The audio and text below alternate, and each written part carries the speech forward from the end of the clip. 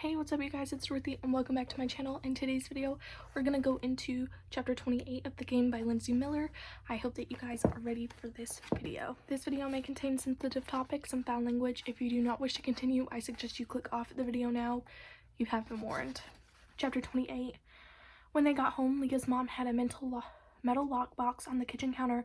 Inside was Leah's phone, laptop switch, bike lock, key, and house keys. Her mom shut and locked all of it in a box in front of her. "What are you doing?" Leah asked. "I need to talk to Devin." "You talked to Devin?" Her mom's jaw tightened. "You snuck out of the house against our orders and the police, and you nearly got Devin killed. You're done talking." "I saved him," she protested. "People are dead, Leah. You are not a hero. I'm tired of your obsession with assassins. It's done." She grabbed Leah's arm and yanked her down the hall. "Abby Asher was murdered in the neighborhood. In this neighborhood. What were you thinking, biking that far alone?" Leah dug her heels into the carpet, dragging them to a stop right outside her door. "I know Abby's dead. I know where she died. I know how she died. I know what she sounded like as she died and what she looked like after. I know how happy Ben was the night before he died, and I know how he still was the next day. My friends are dead. You can't expect me to not do anything." Her mom paused in the bright light of the hallway, her hair stuck to her lips and mud trailing behind her shoes. "One thing, Leah. We have asked you to do one thing." "You never asked me to do anything," whispered Leah. "The cops said don't go anywhere, and they meant don't leave town, and I haven't. You always pick apart things until you find what you think is a loophole," her mom said, shaking her head. "You're not as smart as you think you are. Sometimes you just have to do as asked." "I've always done what you've asked." Leah yanked her arm away. "I gave up debate. I gave up piano. I gave up Latin for Spanish.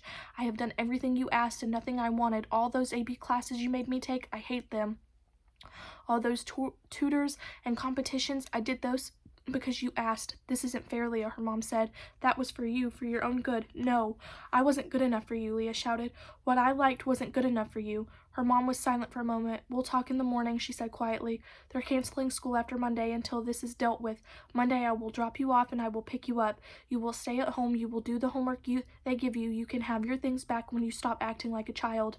After her mom left, Leah tore through her old dresser, picking through frayed cables and broken keyboards. Aha! She pulled out an old flip phone. The charger tumbled out with it. Come on, come on." The old phone powered on. Leah scrolled through the options, each screen taking an age to load. She had no cell service, but it would still connect to Wi-Fi. Leah typed in the password, messing up every other letter. Excuse me. On the number pad, the loading signal kept loading. "Lights out," her mom shouted through the door. Leah turned off the light. The phone excuse me. The phone connected, and she crawled into bed with it in one hand and her assassin's journal in the other. It took another 5 minutes to get a chat screen on the HTML free page no one used anymore. She sent a single message to the group chat they had made for their assassins team. Ben's icon stayed shadowed and silent, but she liked the idea that their words still reached some part of him. What do they all have in common, Leah asked the chat. It took 3 minutes to send. Jim's response was instant. "You didn't tell me you got interrogated as a suspect and then snuck out of your house for a date?" Leah winced. "It wasn't a date," Devin said. "Someone has been sending me emails from Leah's account and pretending to be her. They even emailed the council," Leah said. She tapped the keys and sank deeper beneath her blanket. "The council knew it wasn't me, though." "How?" Ellipses danced next to Devin's name. 3 dead students, all related to Leah, and a series of emails that make her sound like she's becoming a bit too obsessed with the game. This is too much for it to not be related. In another town, maybe 3 students would die in 1 month, but this is Lincoln. We didn't have that many students to begin with.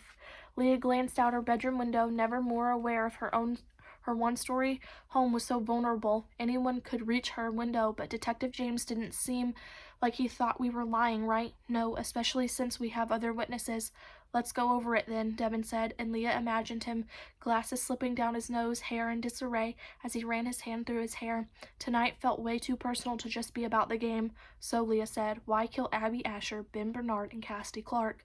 She underlined their names in her journal and skipped Eric Ben's.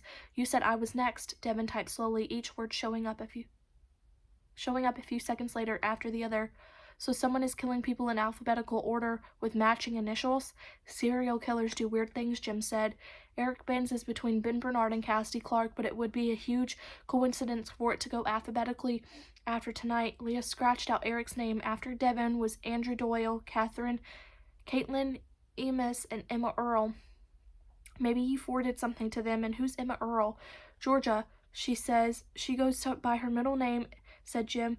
Someone could have been jealous of Abby and Cass, but Ben was aggressively nice. No way someone wanted revenge against him. Abby and Cass had just gotten the governor's scholarship like I did, Devin said, but Ben hadn't. Leah turned a fresh page of her journal and wrote down A. Asher, B. Bernard, C. Clark, and D. Diaz.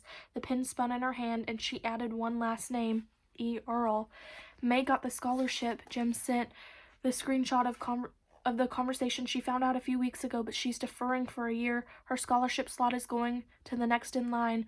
The names were the strongest link, but Eric Benz interrupted it. The scholarship connection was weak, and May had only told Jim after Ben's death. How would anyone have known who got it early? It was like when Leah had tried to bake a pumpkin pie at Christmas but forgot eggs. She was missing something, and without it, nothing would set. She shook her head. I mean, I sort of get killing over a full ride, Jim said finally, especially for legacy students. It's bragging rights, room and board, and no worry in the back of your mind about what comes next. Jim, how is May? Leah typed. She just wants to talk about Ben. Jim went silent for a moment. Whoever did this is a monster.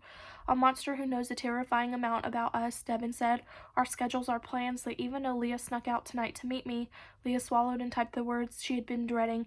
If you had fallen over the railing, it would have looked like I pushed you. They're setting me up, and they're definitely watching me. Neither of them responded. They're probably the one who stole my journal, Leah said, flipping through the pages. That's how they knew everyone's schedules and that Ben was allergic to latex. They're smart enough to plan and escape the cops, Jim said, but not smart enough to realize they won't get the scholarship this way.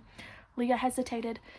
If they're going to frame me, that breaks the alphabet trend, and I'm not in line for the scholarships. I'm nowhere close. Why me? No offense, but more pressing.